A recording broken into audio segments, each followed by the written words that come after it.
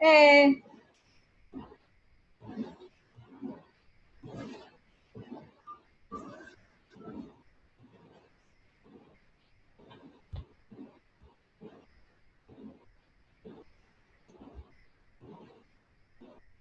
Can you hear me okay?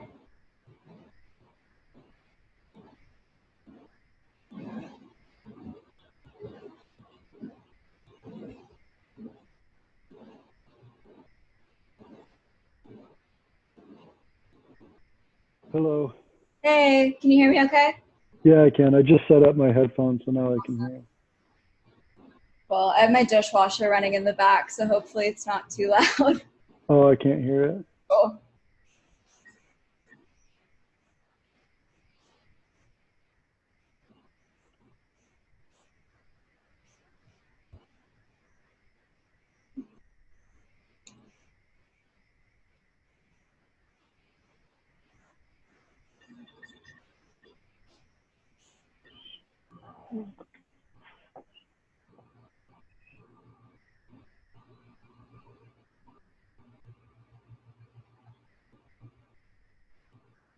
Hey, Christina.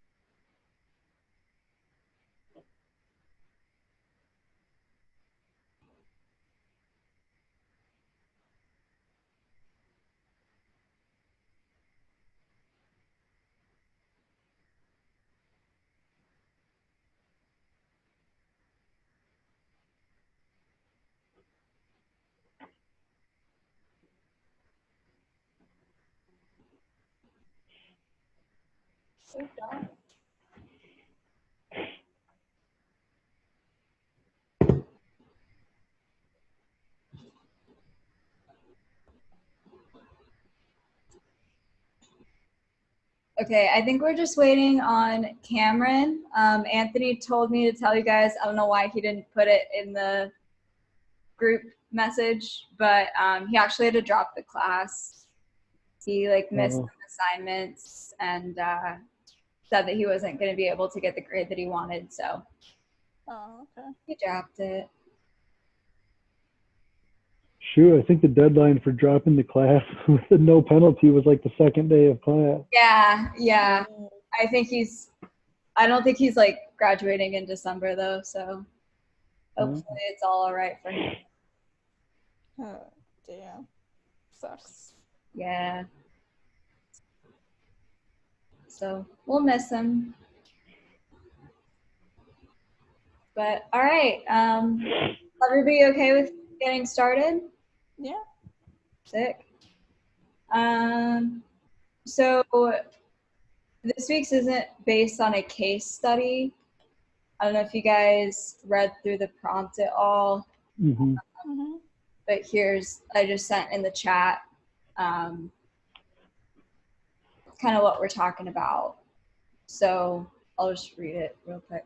Please discuss your own experience with power and conflict. What types of power were you able to employ, or what sources were employed by the other person? Was there a balance of power?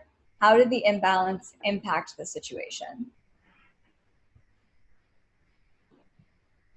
So, does anybody want to get started with the story?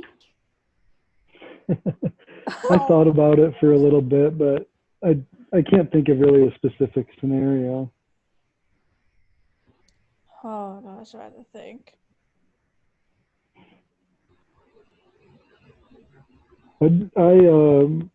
I mean, I recently got married, so every conflict there's an imbalance in power.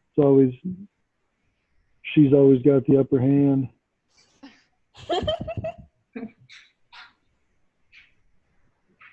Okay, so where do you think that power comes from? um,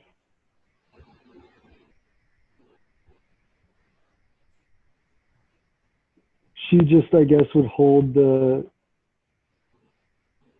I don't know. She, I guess, is in charge of when like an argument is over with. So I just kind of go with it. I don't know. Say whatever she wants. Okay, that's valid. I was just gonna. The only thing that really came to mind was like just arguing with my parents, especially in high school, because they clearly, like, I lived in their house. They clearly had the power in that situation because if I didn't want to abide by whatever the rule of the situation was, then the threat, I mean, not the threat, but like basically they have the power because it's their home that they own. And I didn't have any money because I was in high school. So they definitely, they were definitely laying down the law of the land. Yeah, that's a good one. I think everybody could relate to that. Yeah. For sure. I was in a similar situation this summer. So I did an internship in LA, but I live here in Phoenix. And so I had to live with a friend of mine, basically. And she's, just a couple years older than me. I'm 21, she was 26. And she graciously let me crash on her couch in her apartment for 2 months, rent-free, which was super awesome of her. But eventually it kind of morphed into a rather unhealthy situation. So she started asking things of me that some of them were like things that I just wasn't really comfortable with. She would ask me to do favors for her relating to her job that I didn't feel were really cool for her to be passing along to me. Or, sometimes she would just ask things of me that were really annoying. Like I would be sitting in bed ready to snooze and, she would say, hey, can you get up and go close the blinds? And I'm like, I've been sitting here for 15 minutes. Why you got to do this to me? But because I was in her apartment and she was providing this opportunity for me, and I wouldn't have been able to do the internship without her and without being able to live in her apartment, it definitely changed the power dynamic. So, and one of the things that the book's talked about is it's not necessarily about what power the other party holds. It's about your perception of that power. And so in my mind, if I were to talk back to her, if I were to disagree, if I were to stand up for myself, she could kick me out. But realistically, like she probably would not have done that. But yeah. Because I held this idea of her and what she was capable of, it kind of gave an imbalance of power to some degree because I perceived her as having more power. Yeah. I mean, same thing with my parents. It's not like they said, we're going to kick you out. But if I, didn't like the situation, or it was more of really the main conflict stemmed from like cars and being able to drive. And they're European, so they didn't learn to drive until they were 18. And so to them, that was like normal. And I was wanting to drive when I was 16. Of course, it wasn't my car. Of course, I wasn't paying the insurance or anything related to the car. So I really didn't have any like room to negotiate. It was just that was the situation. And now I guess that power, like the imbalance is, it's not as imbalanced anymore because I can provide for myself now. And, you know, there are alternatives. So now I can just accept the situation as it is. Because I know that I'm choosing it and it's not just the result of me having no power at all. Yeah, I feel like for me, like the main thing that comes to mind for me is kind of like work, just because obviously my boss is in charge of me, so like whatever he says goes. And I just remember like one situation, one girl called out of work because she was super sick and no one like offered to take her shift. So he was like, all right, you guys have like 1 minute to pick someone. If not, I'm just gonna like send names and you have to come in. And I was like one of the names that he put because I wasn't working that day and I didn't work the day before. And I had like my friend's birthday party that night. And then the other girl that he also said, she was out drinking all day, so she couldn't come into work. So like it kind of sucked because it like conflicted with my schedule and like what I was doing, but I had to go because he's the kind of guy to be like, if you don't do it, I say like you're fired. Like no 2 weeks, just like don't come in. So that was kind of like he had all the power in that situation. Like I pretty much had no say if I wanted to keep my job. So. Right. And you believed that he would make good on firing you. He wasn't just like emptily threatening people to be fired. Like you'd seen him fire people, and so. Yeah, he fires people really super strict. So it was like he had all the power in that situation. I had like no say. So That's rough. Yeah.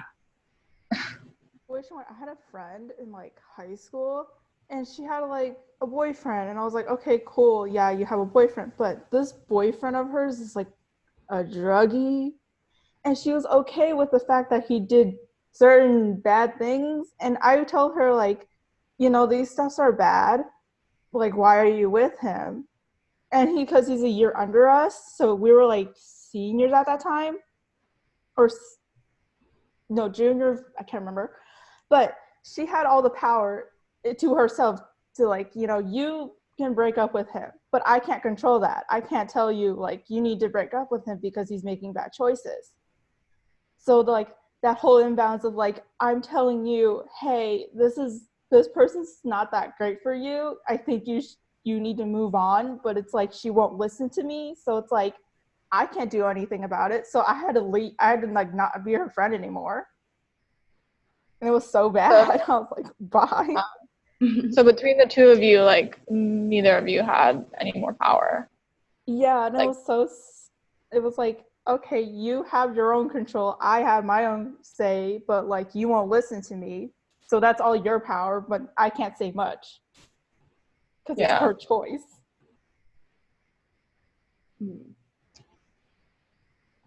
For sure. I have another example that's kind of funny.